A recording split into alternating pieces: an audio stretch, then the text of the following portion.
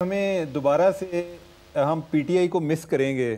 کہ P T I us time میدان میں نہیں ہے اور یہ بہت زیادہ لیزی ہو گئے ہیں۔ ابھی ان کی الیکشن کیمپین دیکھیں کہ اب جا کر شروع کر رہے ہیں اور وہ بھی ابھی یہ مومنٹم پکڑتے ہوئے مجھے نہیں آئیڈیا کہ کتنا ٹائم لگے گی یا یہ اسی طرح چلنی ہے۔ ان کے لوگ ان کو لگتا ہے کہ جیسے اب یہ کیمپین چلانے کی بھی ضرورت نہیں ہے۔ اگر کوئی اور ہوتی نا تو انہوں نے ابھی تک منشور بھی لے آنا تھا۔ یہ کوئی مذاق ہے؟ یعنی کہ میں کہتا ہوں جی کہ مجھے نہیں آئیڈیا یہ کوئی پہلی دفعہ ایسا منشور آ رہا ہوگا کہ جو مکمل طور پر قابل عمل ہوگا، نہیں تو پہلے بھی یہ منشور لے کر آتے ہیں۔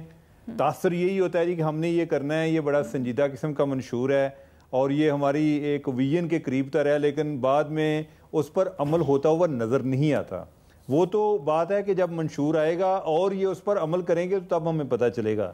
لیکن دیکھیں آپ یہ کیا کہہ رہے ہیں؟ یہ کہہ رہے ہیں کہ ہم الیکشن سے کوئی 11 دن پہلے ہم منشور لے کر آئیں گے۔ تو آپ نے کمپین شروع کی ہے، کمپین میں آپ لوگوں کو کیا کہنے جا رہے ہیں؟ ٹھیک ہے، آپ کے منشور میں کیا ایسی چیز ہے؟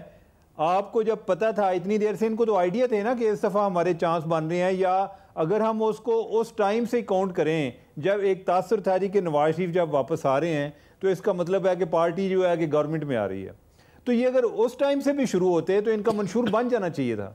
یہ تو بڑی ویسے حیران کن بڑی مضحکہ اس بات ہے کہ یہ کہہ رہے ہیں کہ ہم 27 کو منشور لے کر آ رہے ہیں، تو میرا خیال ہے کہ اس کی ضرورت ہی نہیں ہے۔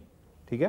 اب کمپیریزن کی بات تو تب ہونا کہ اگر ان کا کوئی منشور ہو اور ان کا ہم پی ٹی آئی کے ساتھ، پیپلز پارٹی کے ساتھ موازنہ کریں۔ یہ بات درست ہے، مظہر صاحب کی بات درست ہے، یعنی کہ جو زیادہ تر منشور ہیں یہ اسی طرح ہوتے ہیں کہ جیسے لوگوں کو یعنی کہ یہ کہتے ہیں کہ ہم آپ کو جو بھی آپ کہیں گے نا وہ ہر چیز انہوں نے لکھی ہوتی ہے کہ وہ ہم نہیں پرووائڈ کرنی ہے، دودھ اور شہد کی نہریں بہا دیں گے۔ ہاں، یعنی کہ وہ کر دیں گے۔ لیکن میرے لیے تو یہ بڑی ایک عجیب سی، مجھے تو بڑی عجیب سی بات لگتی ہے کہ جی منشور، میں نے پہلے یہ سنا تھا کوئی کچھ دن پہلے میری ان کے کسی بندے سے بات ہو رہی تھی جو منشور کو ڈیل کر رہے تھے، کہ انہوں نے کہا جی کہ کوئی نا میرے حالے 12 تاریخ کو منشور کا اعلان ہو جائے گا